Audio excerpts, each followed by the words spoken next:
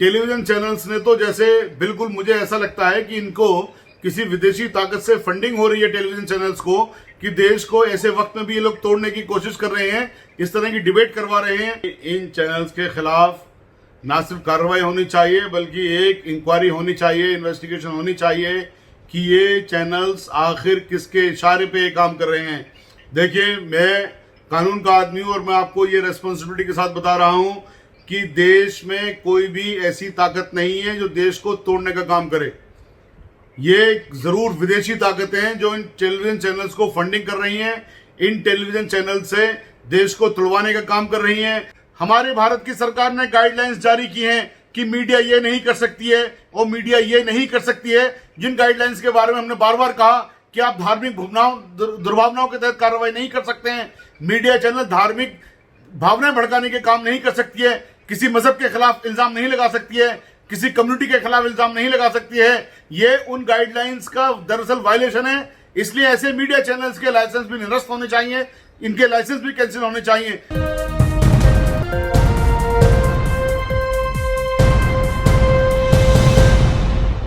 अस्सलाम वालेकुम, नमस्कार। मैं हूं शकील अहमद और आप देख रहे हैं न्यूज़ मैक्स। हमारे साथ तबलीगी जमात के जो एडवोकेट हैं शाहिद अली साहब हमारे साथ जुड़े हुए हैं।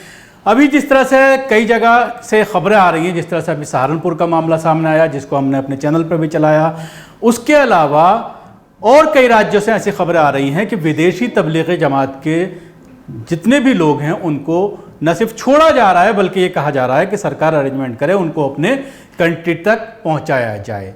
लेकिन जिस तरह से मीडिया में मौलाना साद को लेकर नफरत फैलाई जा रही है, पिछले जुम्मे को जिस तरह से लेकर सवालात खड़े किए गए कि मौलाना साद देखे गए जाकिर नगर की एक मस्जिद में और उसको जिस तरह से बदतमीज़ी के अंदाज में उसको सर्कुलेट करने की कोशिश की कि भगोड़ा दिखाई दिया, मतलब ऐसे अल्फाज का इस्तेमाल किया जो ख़ासतौर से मुसलमानों को अच्छा नहीं लगता और जो लोग उनके मानने वाले हैं उनको तकलीफ़ पहुंचती है।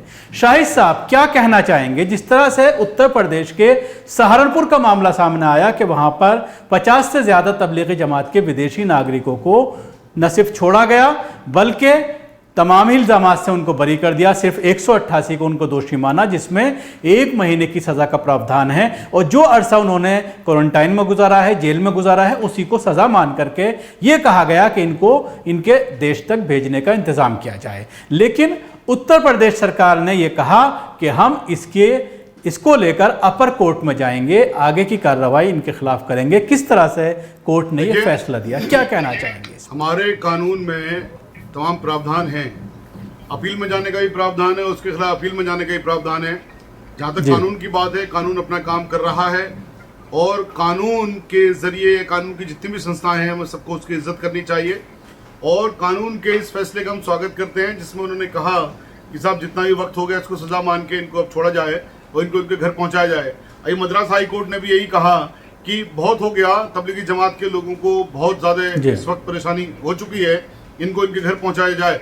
तो ये जो चीज है, ये चीज दरअसल पूरे हिंदुस्तान में लागू हो रही है और होगी इंशाल्लाह लागू। जहां तक सरकार की अपील करने की बात है, अपील करने का उनका राइट है, वो अपील करने के लिए बिल्कुल फ्री हैं। और जो ये वाली बात है टेलीविजन चैनल्स की, टेलीविजन चैनल्स ने तो जैसे बिल्कुल मुझे ऐसा लगता है कि इनको किसी विदेशी ताकत से फंडिंग हो रही है टेलीविजन चैनल्स को, कि देश को ऐसे वक्त में भी ये लोग तोड़ने की कोशिश कर रहे हैं, इस तरह की डिबेट करवा रहे हैं। अभी आप देखिए मौलाना साहब के खिलाफ किस तरह के अपशब्द इस्तेमाल करते हैं।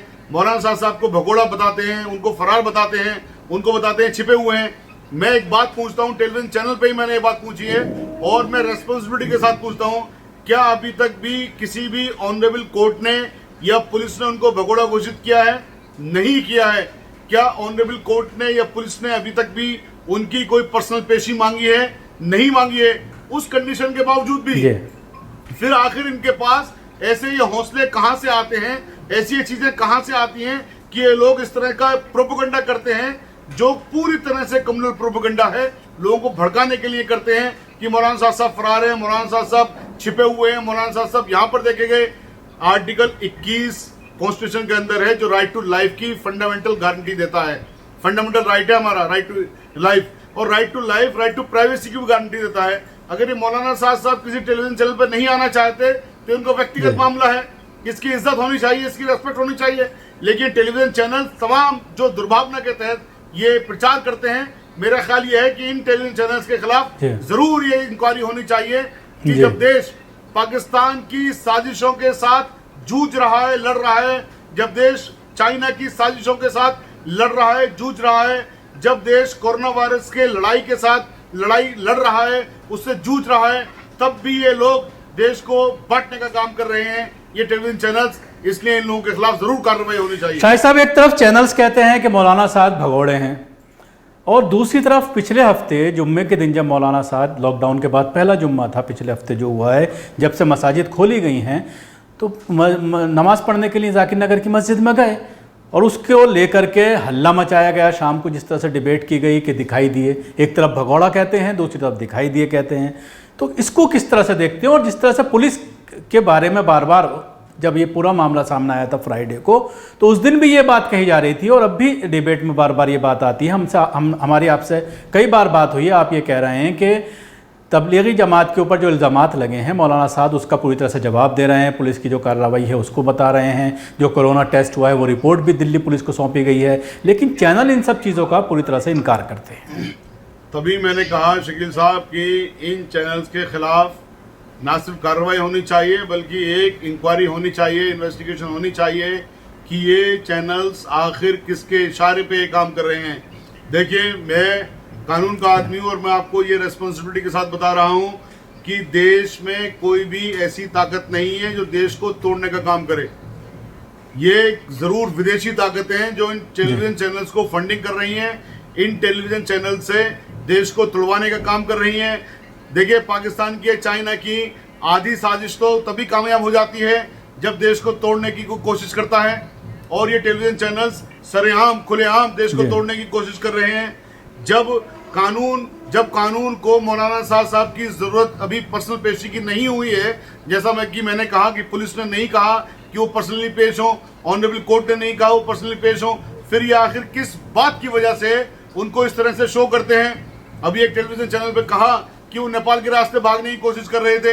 ये जो तमाम चीजें हैं, इनकी शदीद इंक्वायरी होनी चाहिए ऐसे लोगों के खिलाफ और ऐसी जमातों के खिलाफ और ऐसे टेलीविजन चैनल्स के खिलाफ जो देश को तोड़ने की लगातार कोशिश कर रहे हैं। शाहिद साहब, इसके अलावा एक चीज़ जानना चाहूँगा, जिस तरह से आप पूरे इस मामले को देख रहे हैं तबलीगी जमात की तरफ से जो नोटिसेस दिए जा रहे हैं उनका क्या पूरी तरह से जवाब दिया जा रहा है? अभी किस मरहले में है पूरा मामला?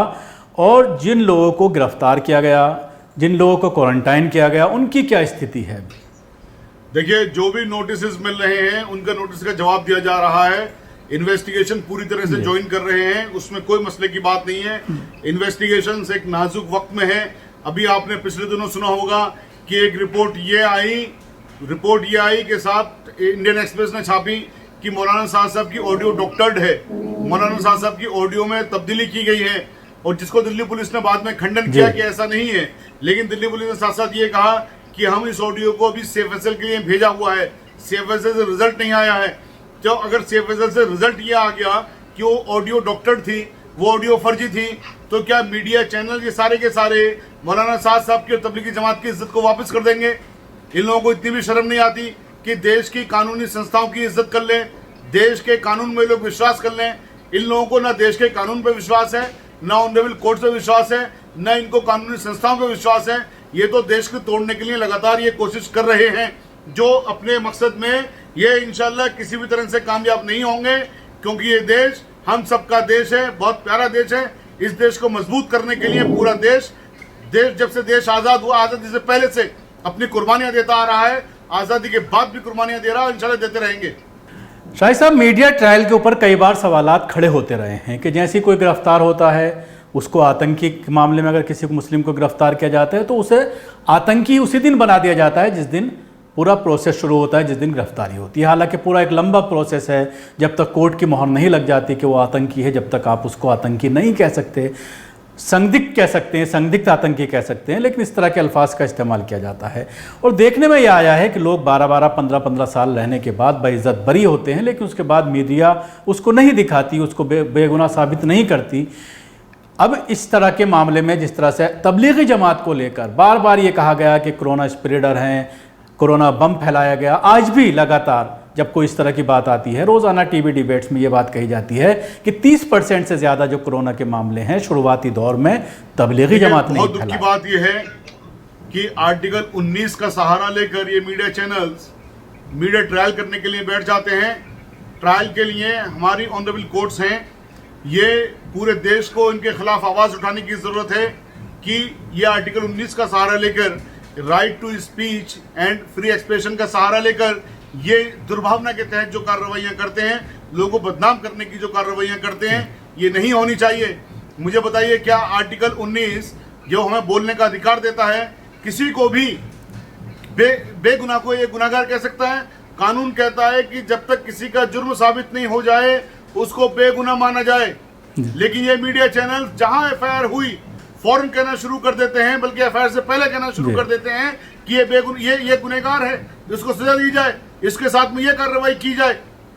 जो आतंकवाद के साथ में जोड़ा गया, जो आईएसआईएस के साथ में जोड़ा गया, जो पाकिस्तान के साथ में जोड़ा गया, ये कितनी घिनौनी बात है, कितनी शर्म की बात है इन मीडिया चैनल्स के लिए कि देश को तोड़ने की लगातार ये कोशिश कर रहे हैं। यही हम कहते हैं कि आपको बोलने का हक है, लेकिन आपको बोलने का हक वहीं तक सीमित है जहां तक कि दूसरे के आजादी का हनन नहीं होता है। जहां दूसरे की आजादी का हनन होता है, आपका हक खत्म हो जाता है। इसीलिए इन मीडिया चैनल्स के खिलाफ भी अब कार्रवाइयां होने शुरू हुई हैं और इंशाल्लाह आने वाले वक्त में ऑनरेबल कोर्ट्स भी हमें उम्मीद है इनके खिलाफ संज्ञान लेंगी और इनको ठीक करने का काम करेंगी। देखिए, बड़ा मसला ये होता है कि गाइडलाइंस, हमारे भारत की सरकार ने गाइडलाइंस जारी की हैं कि मीडिया ये नहीं कर सकती है और मीडिया ये नहीं कर सकती है। जिन गाइडलाइंस के बारे में हमने बार बार कहा कि आप धार्मिक दुर्भावनाओं के तहत कार्रवाई नहीं कर सकते हैं, मीडिया चैनल धार्मिक भावनाएं भड़काने के काम नहीं कर सकती है, किसी मजहब के खिलाफ इल्जाम नहीं लगा सकती है, किसी कम्युनिटी के खिलाफ इल्जाम नहीं लगा सकती है। ये उन गाइडलाइंस का दरअसल वायलेशन है। इसलिए ऐसे मीडिया चैनल्स के लाइसेंस भी निरस्त होने चाहिए, इनके लाइसेंस भी कैंसिल होने चाहिए। हमें उम्मीद है कि आज नहीं कल इंशाअल्लाह सुबह इंशाअल्लाह जरूर कानून की जीत होगी और इन लोगों के खिलाफ कार्रवाइयां होंगी, इनके लाइसेंस भी कैंसिल होंगे और इंशाअल्लाह इसमें हम कोई भी कसर उठा के नहीं रखेंगे। शुक्रिया शाहिद साहब जानकारी देने के लिए। ये थे तबलीग जमात के वकील शाहिद अली साहब जो हमसे बात कर रहे थे तबलीग जमात के मामलों को लेकर, जिस तरह से मीडिया ट्रायल किया जा रहा है तबलीग जमात का, और कहीं ना कहीं मौलाना साहब को जिस तरह के अल्फाज का इस्तेमाल किया जा रहा है वो काफ़ी नाजेबा अल्फाज हैं, जिनको ना हिंदुस्तान का कानून इजाज़त देता है, ना कोई सभ्य समाज इस तरह के अल्फाज को इस्तेमाल करने की इजाज़त देता है। धन्यवाद जुड़ने के लिए शाहिद साहब, शुक्रिया आप हमारे साथ जुड़े और हमारे चैनल को सब्सक्राइब करना ना भूलें, इसके साथ ही बेल आइकन ज़रूर दबाएं।